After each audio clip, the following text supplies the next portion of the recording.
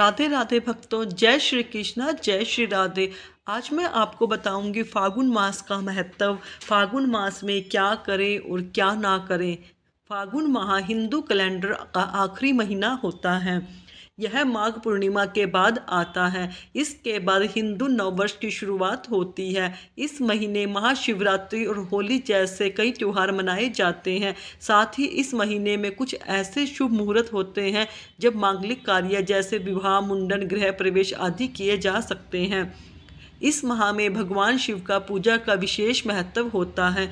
मान्यता है इस माह में पूजा पाठ और दान पुण्य करने से शुभ फल मिलते हैं। ऐसे में आइए जानते हैं कि फागुन माह कब शुरू हो रहा है। इसके साथ ही जानिए इस माह में हमें क्या करना चाहिए और किन किन कामों से हमें बचना चाहिए। फागुन माह 2025 13 फरवरी 2025 दिन गुरुवार से शुरू हो गया है।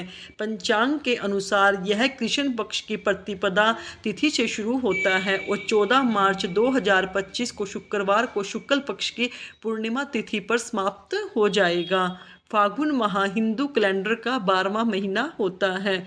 इस माह में महाशिवरात्रि और होली जैसे मुख्य त्योहार आते हैं। महाशिवरात्रि भगवान शिव की पूजा का दिन होता है, जबकि होली रंगों का त्योहार है जो खुशी और प्रेम का प्रतीक है। इस महीने में विजया एकादशी भी होती है, जिसे भगवान विष्णु के आशीर्वाद के लिए मनाया जाता है। फागुन माह के दौरान दान पुण्य करने से जीवन में सुख और समृद्धि का वास होता है।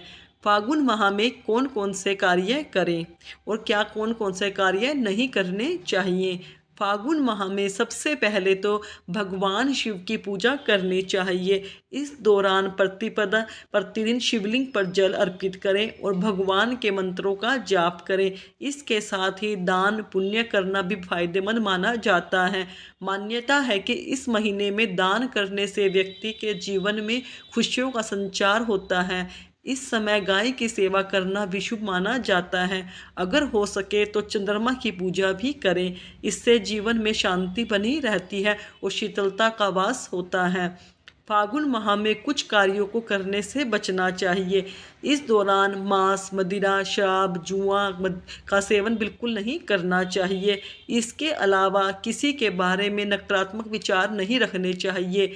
इस दौरान घर और मंदिर की साफ सफाई पर विशेष ध्यान रखना चाहिए और वातावरण को स्वच्छ रखें।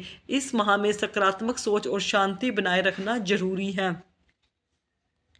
फाल्गुन माह के महीने में भगवान श्री कृष्ण की नियमित पूजा करनी चाहिए। उन्हें पूरे महीने अपने मनपसंद रंग का गुलाल भगवान को अर्पित करना चाहिए। इससे आपके जीवन की हर मनोकामना पूरी हो जाएगी।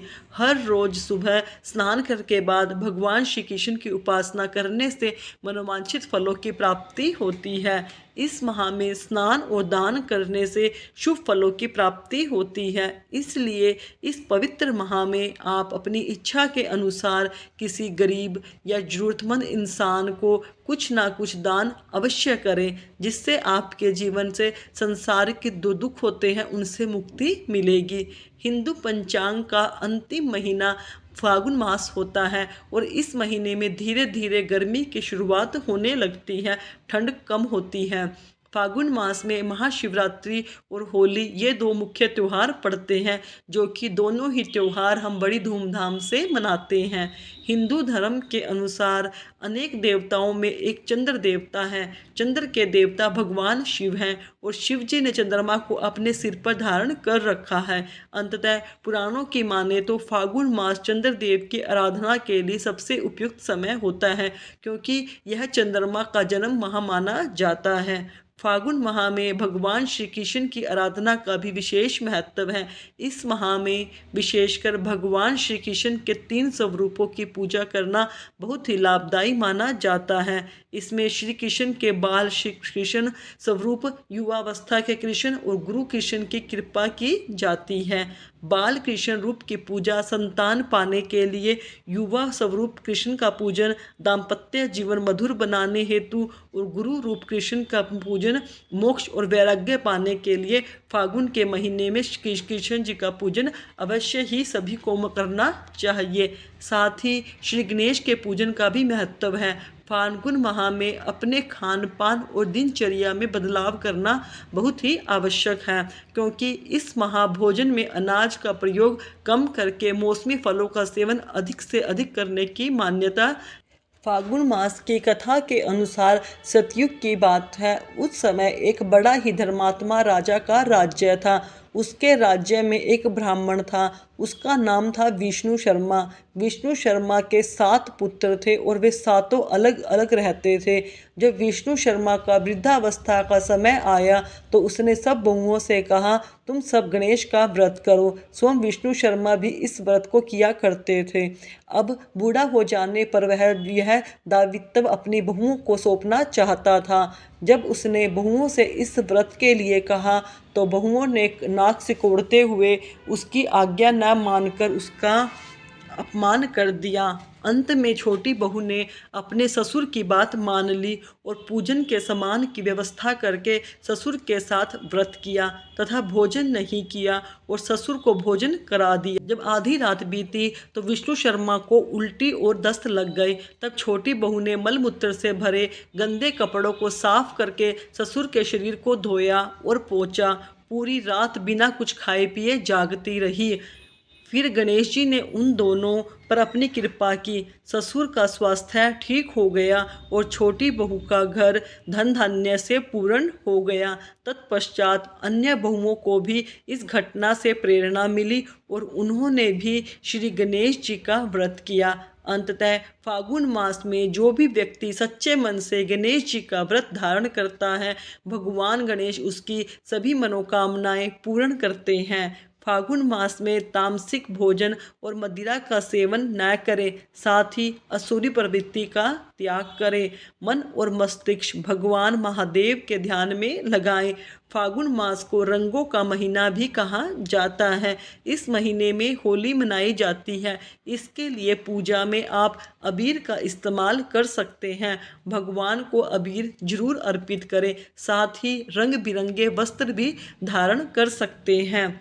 धर्म पंडितों की माने तो फाल्गुन महीने में सामान्य पानी से स्नान करना श्रेष्ठकर होता है। इसके लिए फाल्गुन महीने में गर्म पानी से स्नान नहीं करना चाहिए। इस महीने में मौसमी फलों का अधिक से अधिक सेवन करना चाहिए। संध्या काल में भी फल का सेवन कर सकते हैं।